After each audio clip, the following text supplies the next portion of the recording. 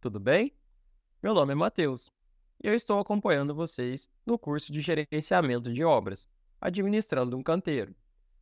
Esse curso é promovido pela área, Associação Regional de Engenheiros, Agrônomos e Arquitetos de São Sebastião do Paraíso, em parceria com o Qualificar. E esse projeto tem o fomento do CREA-MG. Hoje vamos dar seguimento às nossas aulas e estaremos falando aqui do assunto do módulo 4. Armazenagem correta e adequada dos materiais estocados, planejamento do fluxo de atividades no canteiro de obras, administração das atividades correlatas ao funcionamento dos controles de documentos e materiais. É, Então, seguindo a nossa agenda aqui, entramos no módulo 4, tá bom? Dos módulos propostos dentro do tema do gerenciamento de obras, administrando um canteiro. Então, vamos dar início aqui à nossa aula de hoje, falando sobre a armazenagem correta e adequada dos materiais estocados, que é uma parte também muito importante dentro do gerenciamento de resíduos. Atualmente, dentro do canteiro de obras, quando a gente fizer a montagem do layout, fizer o checklist proposto nas aulas anteriores, chegaremos, enfim, na parte que faremos, então, essa estocagem. A nossa obra já vai estar em andamento ali, estaremos começando a nossa edificação.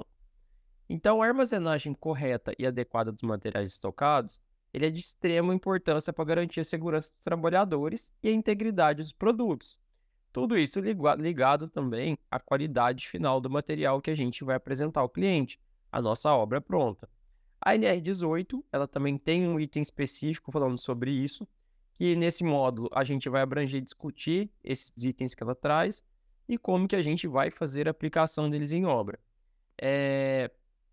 Atualmente, então, essas especificações vão proporcionar que a gente tenha a melhor executabilidade da obra, tá? Seguindo aqui, então, vamos começar a falar aqui dos pontos relacionados à armazenagem de materiais conforme a NR18. Atualmente, aqui a NR18, ela traz para a gente, então, 7 itens que tem. O primeiro deles é sobre a localização. Então, a gente tem que procurar ali a localização adequada, segura, de melhor fluxograma. Atividade essa definida lá no nosso layout. O empilhamento seguro também, que a gente vai falar um pouquinho sobre ele. Então, como empilhar esse material, as alturas, a forma correta, tudo isso também impacta diretamente na montagem do nosso canteiro de obras. Corredores e passagens, conforme já conversado nos módulos anteriores, a gente vai prever também no layout, deixar essas áreas livres.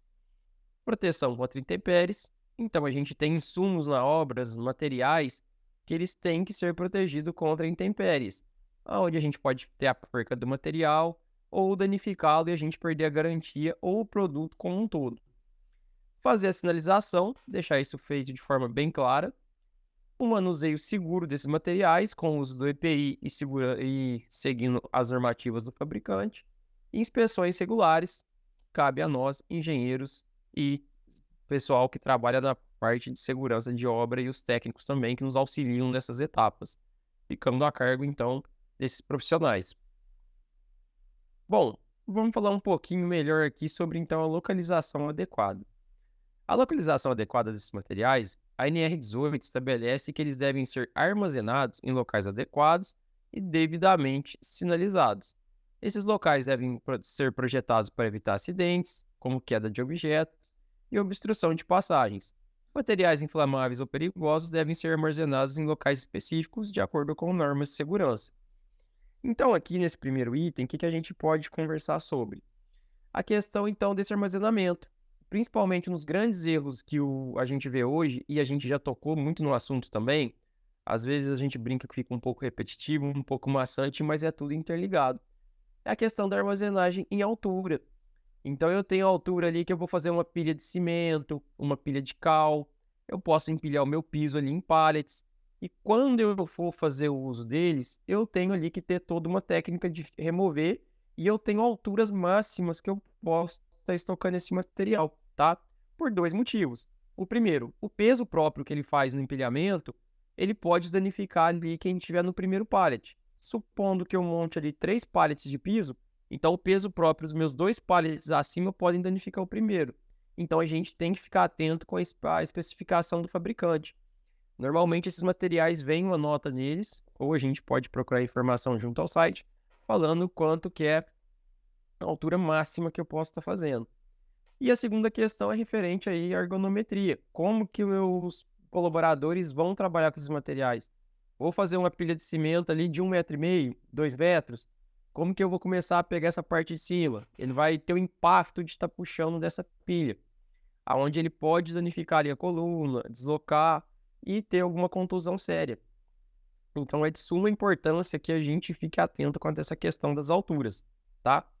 Eh, então, isso é uma parte que a gente tem que tomar muito cuidado com as questões de altura. Seja aí a gente trabalhar com material hidráulico, cimento, cal, entre outros materiais que a gente consiga estocar em um local pequeno e armazená-los ali. Em relação aqui aos materiais inflamáveis ou perigosos, então eles têm que ser estocados em locais diferentes. O que que são esses materiais? Obra é muito comum a gente ter combustível. Esse combustível pode ser usado num perfurador de solo, a gente pode estar utilizando ele num gerador, um gerador de iluminação para a obra ficar clara no período da noite ali, para o segurança ter uma maior facilidade de fazer monitoramento de uma obra de maior porte. Então tem essas fases. E eu posso ter ali algum material corrosivo, um ácido, um tinder. Então esses materiais devem ser separados dos materiais comuns. E a gente deixando de cargo de acesso somente aos profissionais que forem específicos de trabalhar com aqueles materiais. Esse empilhamento, então, ele tem que ser realizado, então, de forma segura, estável e evitando o risco de desmoronamento. A gente, como eu disse, sempre vai considerar o peso dos materiais, a altura máxima permitida para empilhar e utilizar os dispositivos de suporte quando necessário. Então, dependendo desses dispositivos de suporte, a gente hoje pode trabalhar aí com cintas de nylon, por exemplo. Então, se eu vou fazer empilhar os meus pisos, os meus revestimentos, as caixas, conforme eu vou ganhando altura, por segurança, eu vou passar ali uma fita de nylon ou uma corda para fazer o travamento deles, para que esse material não caia e não venha se danificar ou não venha acidentar algum colaborador da obra. Então, a gente tem que sempre pensar na questão de segurança no empilhamento desses materiais. Bom, outro item já comentado, mas que a gente vai recordar aqui, são os corredores de passagem. Então, a NR, ela mostra para a gente, ela solicita que a gente deixe os corredores bem livres, demarcados e de fácil acesso, que não seja obstruído. Então, eu vou trabalhar na fase de acabamento, vou no meu almoxarifado pegar uma caixa de piso, por exemplo. Vou deixar ela no meio do corredor de passagem até utilizar. Não. A importância de se manter a obra organizada parte daí. Então, eu vou pegar esse material e vou levar a quantidade necessária diretamente para o local de aplicação. Eu não vou deixar ele pelo meio do caminho ali para impedir que o profissional cause um acidente e que não seja utilizado naquele momento. Então, eu só vou fazer essa retirada quando for utilizado. Isso também prega o princípio de uma obra organizada, tá bom? É... E o principal, a gente não pode bloquear saídas de emergência. Então, eu vou trabalhar ali com uma ferragem armada, com uma tábua, com um material mais comprido para carregar, um material ali um pouquinho mais incômodo de carregar. O pessoal tem uma ideia de escorar, deixar ele escorado ali nesses locais e eles podem, no momento de emergência, causar algum transtorno. Então, a gente evitar bloquear saídas e as saídas de emergência. Proteção contra intempéries. Também é muito importante a gente ficar atento quanto a isso no nosso canteiro de obra. Todos os materiais aí têm o seu determinado uso, então tem materiais que eles não podem ficar expostos ali, sol, chuva, porque eles vão ser danificados. Um grande exemplo que a gente tem hoje, por exemplo, é o cimento. Então, o cimento, a estocagem adequada dele hoje no almoxarifado é que a gente utilize um pallet, ali um pallet que tem aproximadamente 10 centímetros do chão, de madeira, que vai permitir que a umidade que esteja ali no local no chão não entre em contato com as minhas últimas sacas de cimento. E também, em caso derrame água ou venha de alguma chuva e entre água dentro do meu almoxarifado, ele não venha ali a prejudicar. Então, um bom exemplo tá ali ausente a questão de as argamassas, Tintas também são bons a gente não deixar expostos ao sol ali, as latas fechadas, thinner e os aditivos que a gente tem. Então é muito importante que esses produtos estejam sempre protegidos contra sol intenso e chuva, tá bom? Alguns materiais a gente pode estar trabalhando ali com a questão de lonas. Então, se eu ver que é um material de maior dimensão e ele é um pouquinho complexo de eu guardar no meu...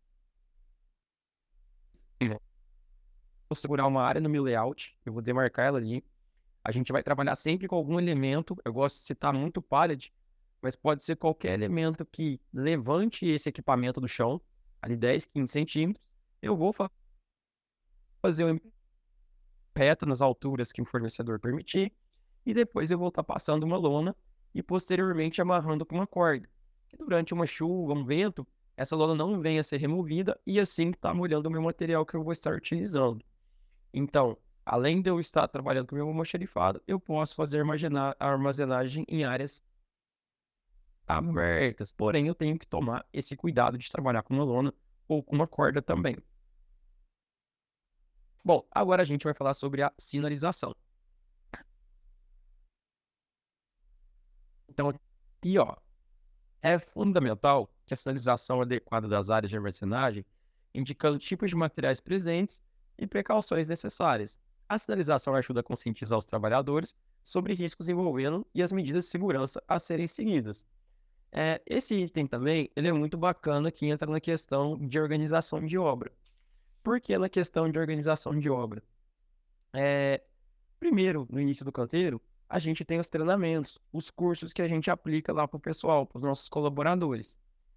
E, ao fazer a aplicação desse curso, a gente vai trazer todos os profissionais para conhecer essa área do canteiro e mostrar a importância da organização que a gente preza. Tudo ali que tem que ser montado de forma correta, estocado de forma correta e que tudo é setorizado. Como no módulo anterior, eu citei a parte de ferramentas. Então, eu fiz o uso, eu vou retomar daquele lugar que ele está guardado e deixar ele setorizado. Então, a gente vai mostrar para os profissionais da obra, os colaboradores, que o nosso canteiro ele é todo setorizado.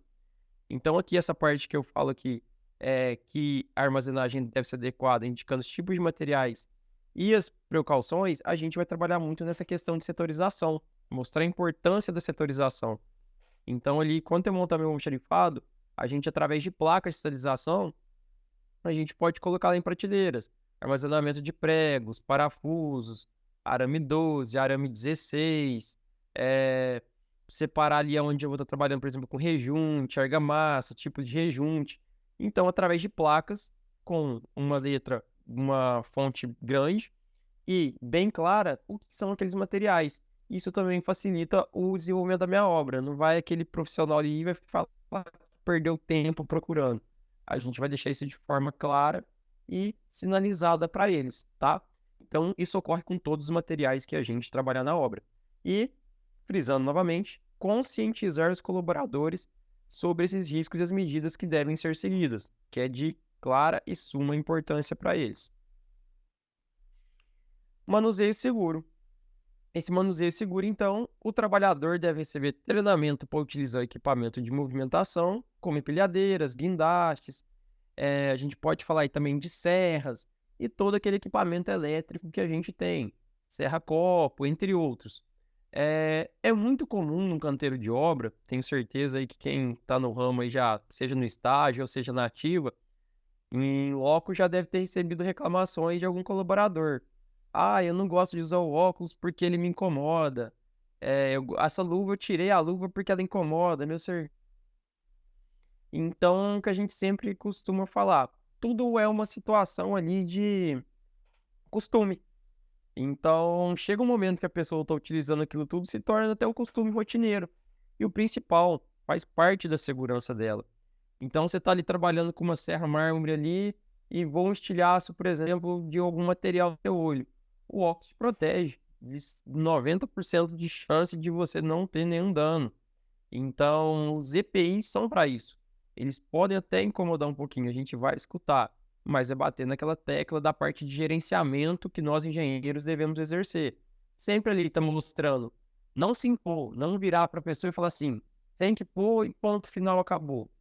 dialogar com a pessoa, mostrar para ela a importância, que se acontecer um acidente ali, é que a gente sempre fala, às vezes 5 segundos de bobeira é uma vida para frente desperdiçada.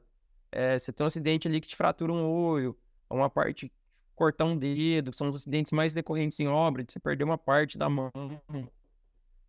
Então, ficar muito atento, reforçando aí, um segundo aí vale uma vida inteira. Então, ficar sempre atento com isso. Hoje, por exemplo, a gente tem vários equipamentos que a gente compra e já vem as travas de segurança neles. Então, eu vou dar um exemplo para a Serra Mármore da Makita. Ela já tem um sistema de trava que ela envolve todo o disco. Então, na medida que você vai cortando, ela vem acompanhando, envolvendo isso. E o que o pessoal gosta muito de fazer em obra? Ir lá e remover ele. Parafusa a trava de segurança e tira. Porque fala que está vendo a serra, consegue conduzir melhor. Ela já foi projetada, foi feita para que ela melhore esse traço e que isso faça proteção. Então, isso aí, vamos dizer, é um fake news, né?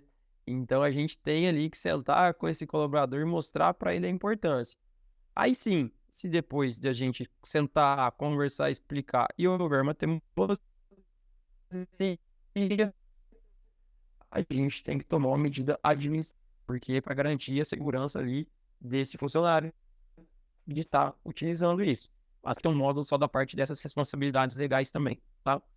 Bom, então a gente trabalhando com esse manuseio seguro aqui, a gente vem por essa questão que eu já comentei aqui, que é o adendo, que são as inspeções regulares dos equipamentos na obra. Então, a norma também recomenda a realização de inspeções regulares nas áreas de armazenagem para identificar e corrigir possíveis problemas de segurança. Isso inclui verificar a estabilidade de pilhas, integridade dos equipamentos e observância de normas de segurança.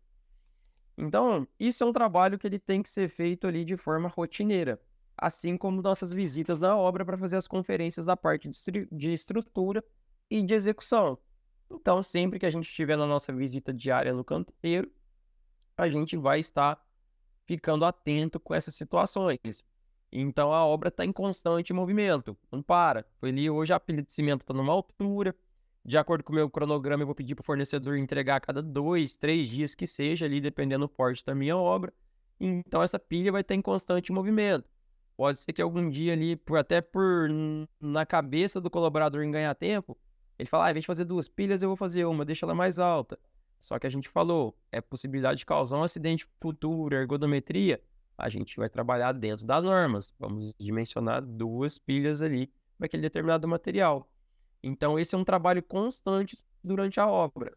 Ele está totalmente vinculado aí à nossa função de quando vamos fazer o acompanhamento da execução, a gente já dá um pulinho lá e já confere essas outras situações também, tá?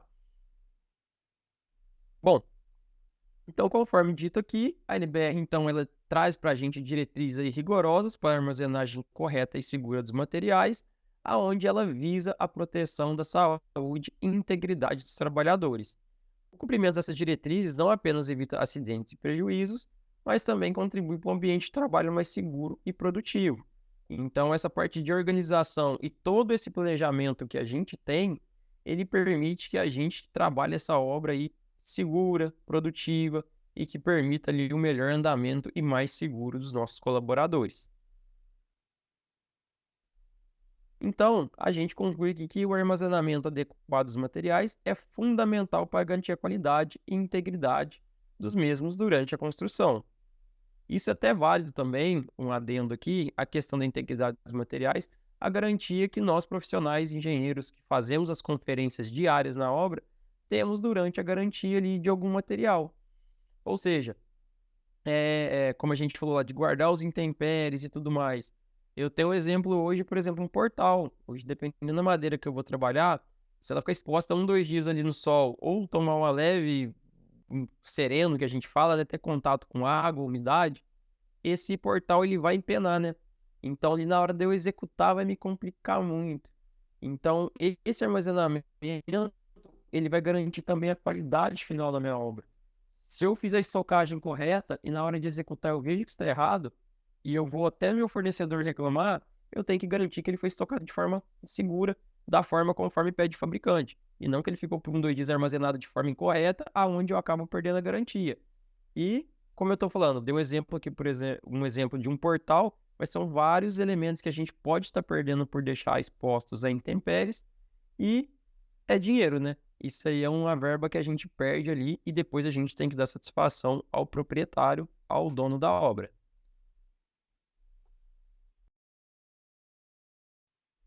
Trouxe aqui para vocês agora uma imagem que mostra que como é feita a armazenagem correta e adequada dos materiais estocados. Primeiro aqui, a gente vai ver o cimento e os agregados. O cimento, então, conforme já dito aqui anteriormente, deve ser armazenado em local seco e longe de umidade. A partir do momento que o cimento entra em contato com a umidade, vai ocorrer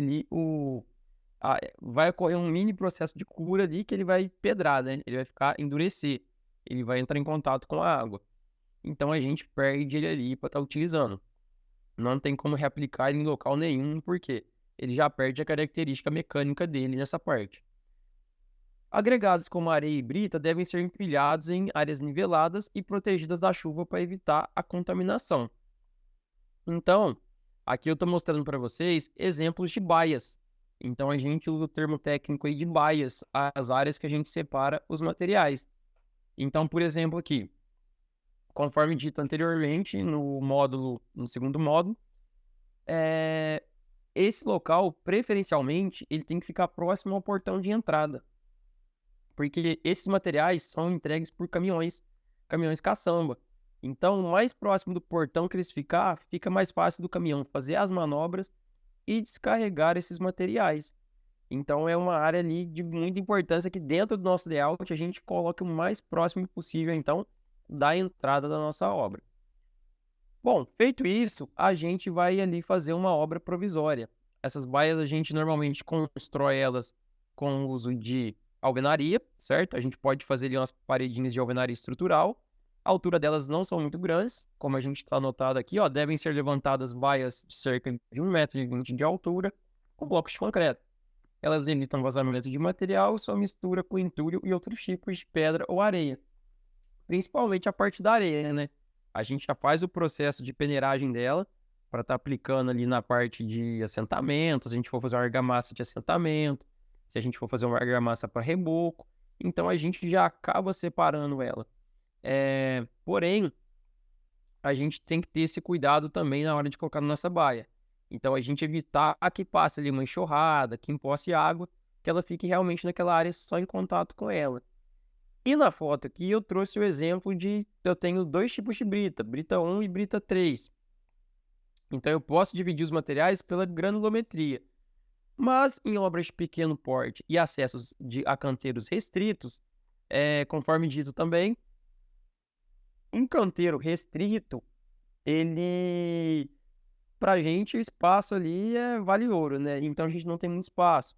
Então a gente volta à questão do cronograma de obra. A gente vê as etapas que a gente precisa para trabalhar somente com um tipo de brita. Tem algum jeito ali que não precisa, não tem como, Matheus. Eu vou ter que trabalhar ali fazendo pilares e vigas com a brita 1 e vou trabalhar com outro material que eu preciso da brita 3. Aí, paciência. Eu posso utilizar vamos dizer assim, uma técnica que a gente fazer a alocação de uma caçamba, que a gente, de acordo com a regra do município, a gente pode estar colocando ela junto ao meio-fio na área de estacionamento e a gente fazer a alocação para estocar algum material ali. Essa caçamba protege de material, não deixa ele vazar na rua em caso de chuva. Então, em acessos restritos, é muito comum a gente trabalhar com a utilização de caçambas, tá? As caçambas se tornam nossas baias. E lembrando, essas caçambas têm que ser colocadas na área de estacionamento, conforme código de obras e normativas vigentes. Elas têm que estar todas com adesivos ali retroreflexivos e nas áreas corretas, tá? Deixando permitido ali na sarjeta escoamento de água, para que não obstrua água em caso de chuva.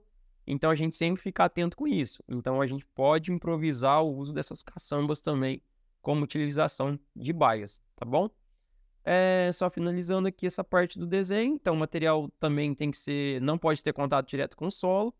Ou seja, a gente vai fazer um pequeno contrapiso dentro dessas baias, onde a gente vai descarregar esse material, porque se eu jogar ele diretamente sobre o solo, ele vai contaminar. Então vai ser um material ali que depois eu não vou ter uma boa execução com essa contaminação dele. E cada tipo de material granulométrico deve ser areia, brita 1, brita 2, pedra de mão. Cada um desses materiais vão ter suas baias quando eu tiver o espaço. Caso não, a gente pode aplicar a técnica de estar utilizando uma caçamba, fazendo a alocação dela. Bom, o segundo exemplo aqui, a gente tem o aço. Como que é trabalhado o aço hoje? Em canteiros restritos, a gente pode estar trabalhando aí com a questão de comprar uma ferragem armada. Então, muitas vezes, eu consigo ali na falta de espaço, eu trabalhar com essa questão da ferragem armada. Então, eu pego o meu projeto estrutural, vou fazer as cotações dessa ferragem, né? E posso estar comprando ela armada e conforme as etapas da obra, eu peço para entregar a parte de fundação, a parte de pilares, a parte de vigas. Então, o que eu tenho que preocupar no canteiro quando eu trabalhar com essa ferragem armada?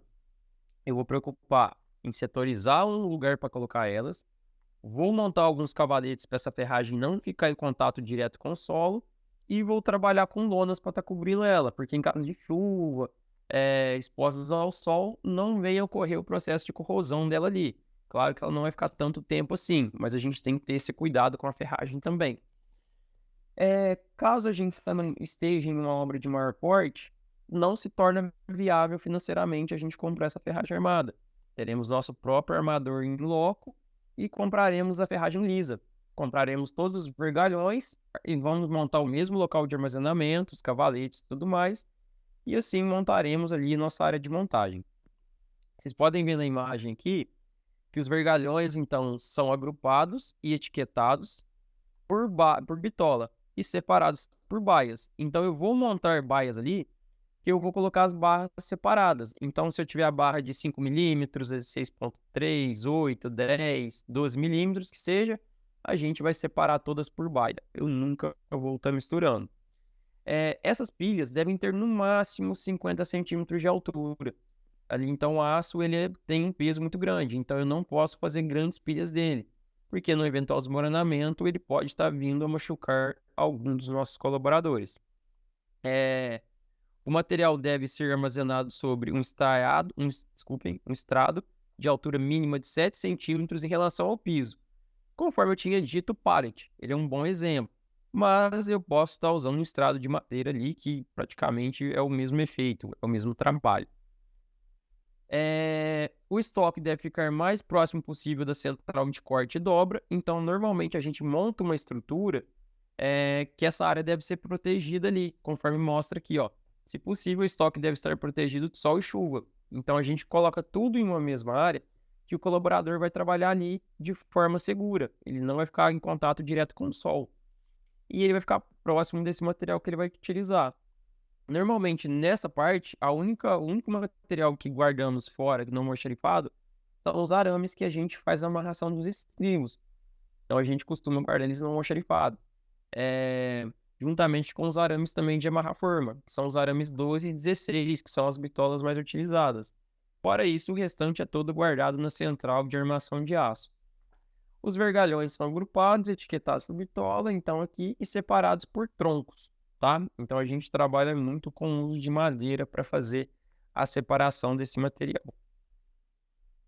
As barras de aço, elas então vão ser separadas aqui em local bem seco, ventilado para evitar corrosão, e devem ser empilhadas por pilhas separadas por diâmetro e tipo para facilitar a identificação delas. Passando aqui para o terceiro item, tijolos e blocos, certo? Eles devem ser armazenados em áreas planas e niveladas, evitando contato direto com o solo úmido, empilhar os tijolos e blocos de maneira estável para evitar o colapso. Normalmente, quando trabalhamos com blocos de concreto ou trabalhamos também com tijolos cerâmicos, eles já costumam vir em pallets e já vêm com as cintas de nylon prendendo eles. Caso isso não aconteça, fica um encargo nosso na obra, no local setorizado, a gente passar essas fitas para que não ocorra o colapso dessa pilha e ela vir a cair, tá? Essas pilhas devem ter uma altura de empilhamento no máximo de 2 metros, tá bom? A gente nunca vai ultrapassar 2 metros de altura. Essa armazenagem, então, tem que ser feita em local aberto Colocar, lembrando sempre, a gente está trabalhando com pallet embaixo ou algum material que não permita o contato direto com o solo. E principalmente a gente que trabalha em obra, esse aqui no começo da obra é um dos materiais que mais roda, né? A gente tem entrega praticamente diariamente. Então, a gente não pode trabalhar com muita estocagem, porque o bloco ocupa muito volume. Principalmente batendo na tecla se eu tiver um canteiro de obra restrito.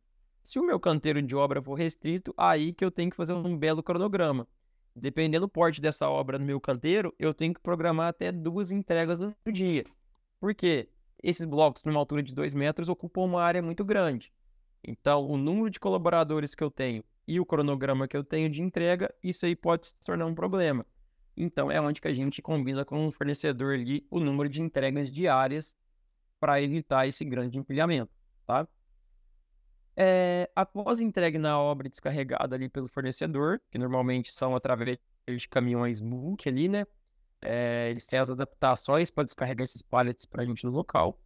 O transporte dentro da obra, ele é feito hoje através do carrinho de mão, né? Ou do jerica, que é um equipamento também ali que o pessoal utiliza para estar carregando. É um carrinho de mão ali, mas ele trabalha mais na vertical.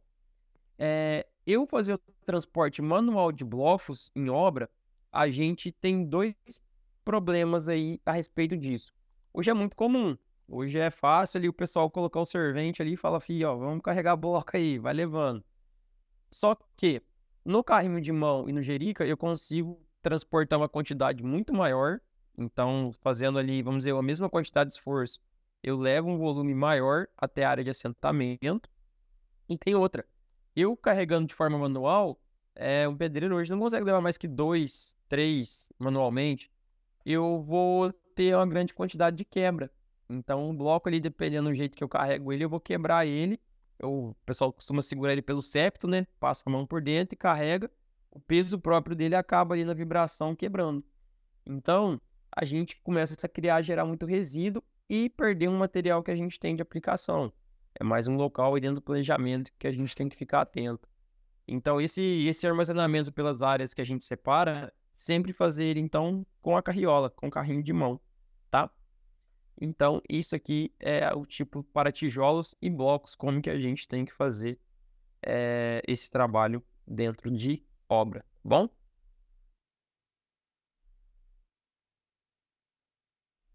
Seguindo aqui,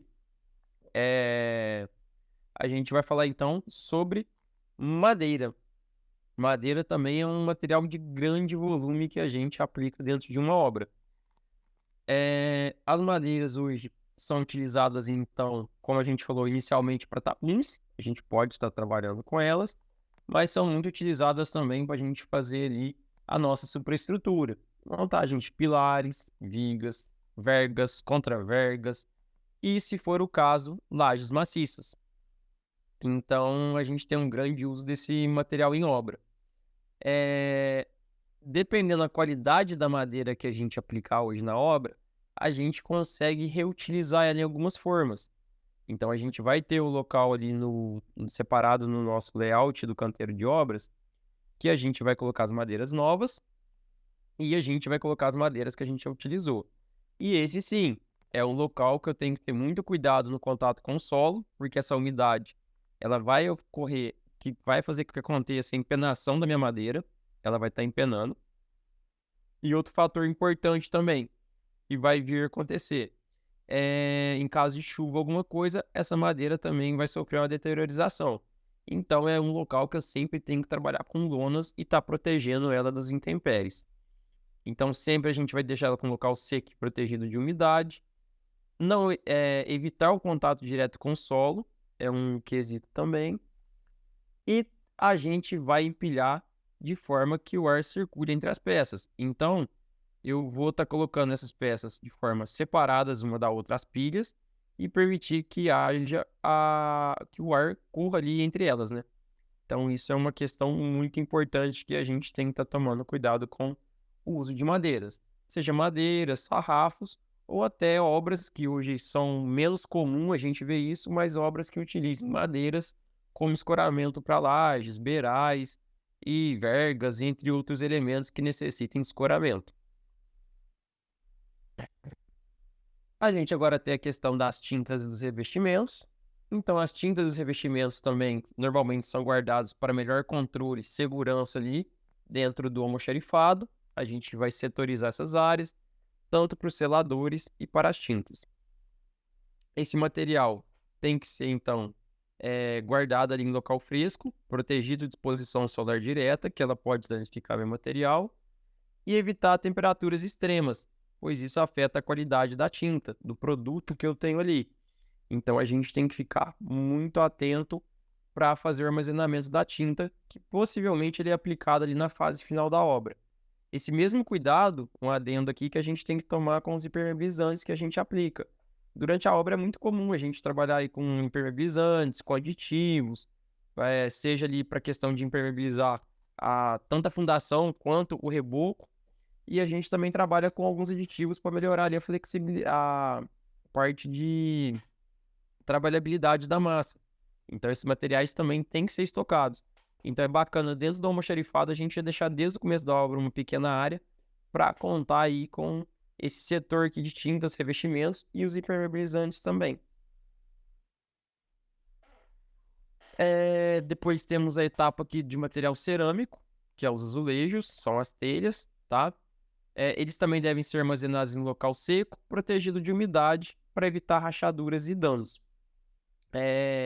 Esses também são determinadas baias, a gente vai definir alguns locais para estar colocando ele no layout, em local aberto, e a gente tenha fácil acesso pelo caminhão de entrega. Normalmente vem pallets também, e tem um peso ali próprio grande, né? Então ele já é descarregado e a gente vai levando ele para dentro da obra conforme o assentamento, conforme o andamento, na carriola também.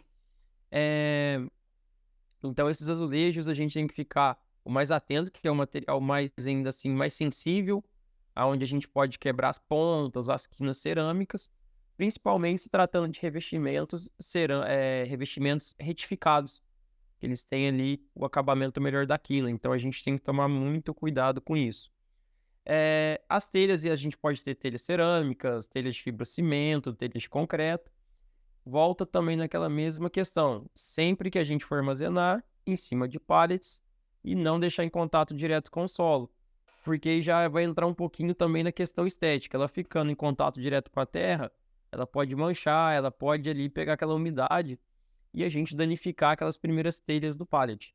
Então é muito importante que a gente faça estocagem sobre um pallet ou sobre uma área que tenha contrapiso. E a gente vai estar trabalhando ali com a lona também para estar protegendo esses materiais. O isolamento termoacústico, que a gente fala, né? Térmico e acústico. A gente vai manter os materiais de isolamento em local seco e protegido de intempéries e evitar a compactação excessiva dos materiais para preservar suas propriedades. Hoje, por exemplo, a gente tem muita questão da lã e a gente tem um material que é feito de polímero, né? Que ele até são materiais muito inflamáveis. Normalmente, em residências, dependendo do porte do cômodo comercial que a gente trabalha, não teremos muito uso desses materiais. Seriam em portes aí de teatros, anfiteatros, talvez escolas, alguma coisa ligada à parte de rádio, televisão, que a gente for fazer algum trabalho de ampliação.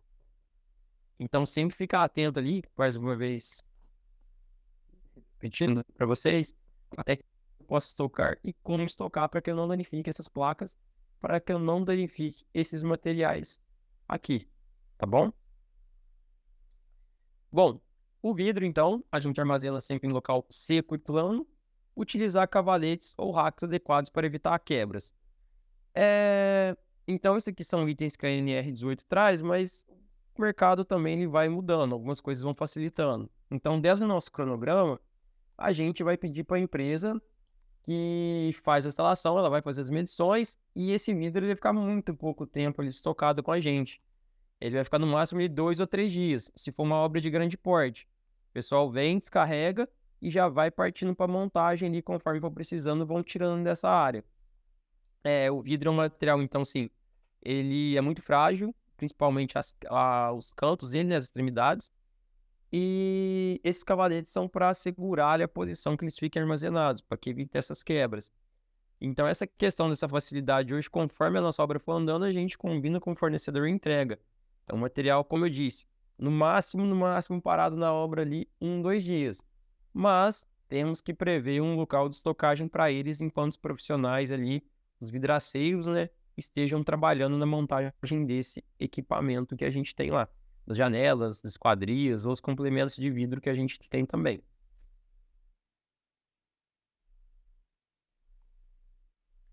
Produtos químicos e aditivos. Os produtos químicos e aditivos, conforme a gente falou, serão separados dos materiais comuns que a gente tem para estar utilizando. A gente vai armazenar ali nas condições de e a temperatura e local fechado conforme o fabricante exige. Fontes de calor, chamas, entre outros. E no recebimento aqui, uma dica é a gente verificar a quantidade e o estado dos sacos. A gente fazer a devolução. Se eu for receber sacos furados, rasgados, danificados, ali na hora mesmo eu já peço ali para o meu entregador, falo, ó, já separa isso aqui no cantinho e leva de volta. Porque ele estando aberto, quando a gente for fazer o transporte, a gente vai ocorrer uma perca. Isso aqui já entra muito na questão de qualidade aí do custo-benefício da obra, tá? Verificar se ele não vai apresentar nenhum empedramento, se esse cimento ele pode ter contato com umidade no depósito que eu comprei. E às vezes até nem assim, por má fé, o entregador coloca no caminhão e não vê. Então a gente sempre tem que ficar atento com o recebimento desse material. Conferir a classe, a validade e ali no selo dele todas essas informações juntamente com a nota fiscal. O engenheiro na obra vai fazer o recebimento desse material, né? O engenheiro fica em campo, então ele vai ver as condições ali na pilha, a altura, fazer esse acompanhamento. Os empilhamentos, no máximo, vão ser 10 sacos de cimento ou de gesso, ou 15 sacos de cal ou de argamassa, tá? Então a gente nunca vai fazer um empilhamento maior que 20 sacos acima dos meus pallets ali. Esses produtos devem estar 30 centímetros, os estrados então devem ser um pouquinho mais altos que ali os pallets, 30 centímetros de altura do chão, e a gente deve afastar também da parede, porque às vezes há uma má vedação no telhado, uma falha no roof, então durante uma chuva há um escoamento de água, a gente vai afastar eles tanto do chão quanto da parede, uma distância de 30 centímetros, tá bom? E, obviamente, como a gente já viu um layout apresentado para vocês, a dona bitoneira, né? A bitoneira ali que a gente vai estar fazendo o processo da argamassa, a gente vai colocar sempre a bitoneira próximo, então, dos locais que eu tenho ali a estocagem do meu cimento e esse armazenamento juntamente com as baias de agregado, do agregado filo e do agregado da brita também, tá? Então, sempre próximo aos nossos agregados para a gente estar ali produzindo o concreto, né? Para a gente estar aplicando ali numa forma de uma viga, um pilar, uma verga, que seja. Então, sempre colocar esses 3 próximos do fluxo, para que não fiquem longe. Armazenamento de cimento, bitoneira e as baias dos agregados. Equipamentos e ferramentas. Guardar os equipamentos em local seco e organizado. Setorizar aqueles equipamentos, extensões e todos os equipamentos que forem utilizados. E proteger eles de umidade e chuva. E sempre ver a necessidade, conforme dito, de manutenção. Se eu tenho que trocar um disco, às vezes um fio que está desgastado, tem alguma parte viva do cobre ali que eu tenho que levar para trocar. São manutenções preventivas e corretivas para a gente não ter problema com os equipamentos durante a execução da nossa obra, tá? É importante sempre seguir as orientações do fabricante, normas de segurança ao armazenar os materiais da construção civil. Além disso, considere esses fatores específicos do local e do clima ao determinar as melhores práticas. Conforme já brincamos aqui, né? Cada caso é um caso. Então, às vezes, eu vou trabalhar um terreno ali muito úmido, muito brejoso, ou estou numa obra de contenção pública, que é uma área de enchente. Eu tenho que ficar atento a tudo isso.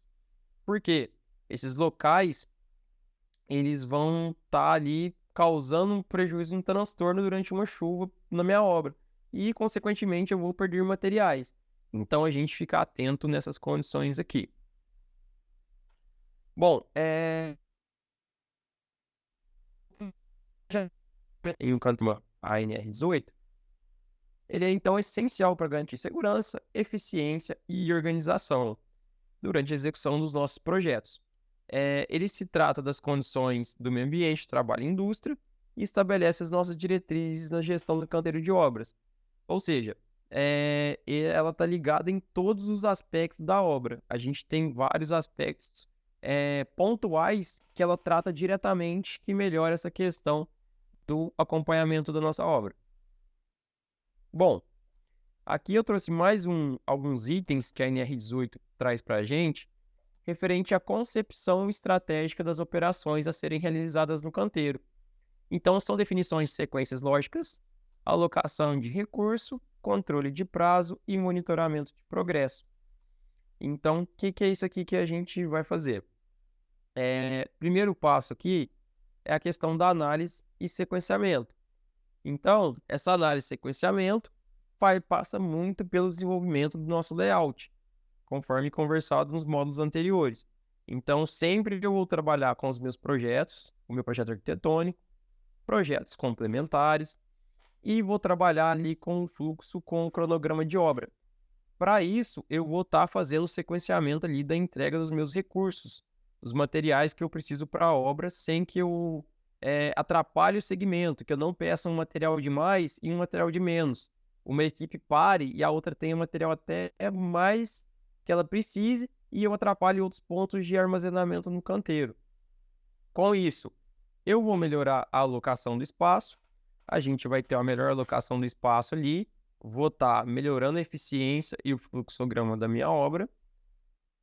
Atento sempre à circulação de pessoas e equipamentos, então, conforme dito, sempre ficar de olho naqueles locais que eu tenho que estar próximo ao portão, os locais que eu posso estar colocando mais ao fundo da obra, os locais que eu vou estar ali tendo entrada de energia, de acordo com o meu projeto hidráulico, aonde eu vou fazer as valetas para passar a tubulação de esgoto, de água pluvial. Então, a gente está ali atento com essa questão da circulação e dentro da circulação também lembrar a questão da acessibilidade, né? Se eu tiver rampas, escadas na obra, eu promover isso de forma clara e segura para os colaboradores que ali trabalham.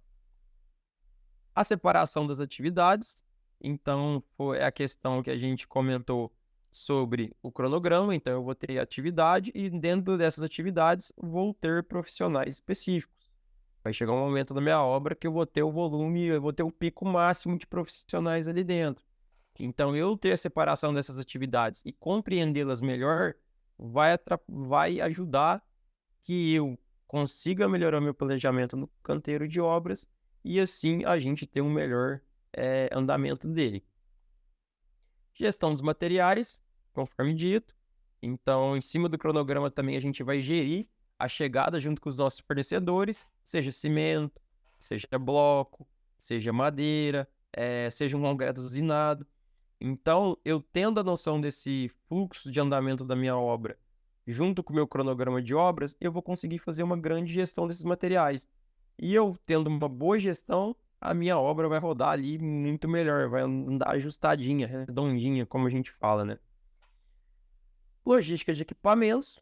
Então, durante a obra, ver todos os equipamentos que eu vou estar utilizando, seja numa etapa de fundação, que eu vou estar fazendo alocação de maquinários, seja numa etapa de telhado ali, que eu vou estar precisando, às vezes, de um nuque para levar uma estrutura metálica, um pallet de telha, que seja. Então, eu ver todos os equipamentos que serão aplicados durante a obra, ter o conhecimento do seu funcionamento e das suas dimensões, para assim a gente estar fazendo a aplicação desses materiais, então, da melhor forma e junto com a logística correta, e fique nas quantidades ideais que a gente precise.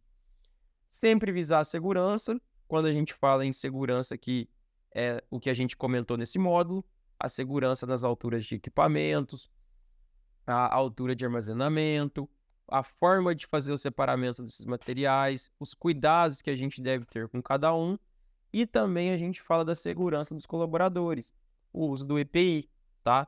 Então, no dia que eu for começar a minha obra, a gente vai estar desenvolvendo os cursos, a gente vai estar passando para eles como que funciona tudo na questão de segurança, e entra no item 8, aonde a gente vai monitorar.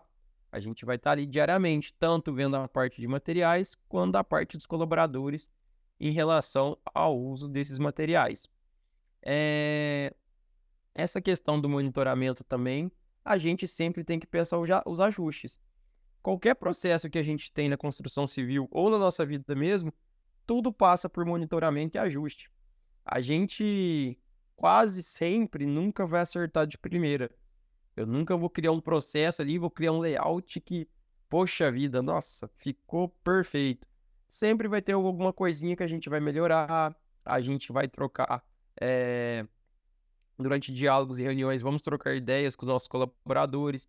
É muito importante estar ouvindo eles também no dia a dia, porque eles estão ali, eles têm uma visão diferente da nossa.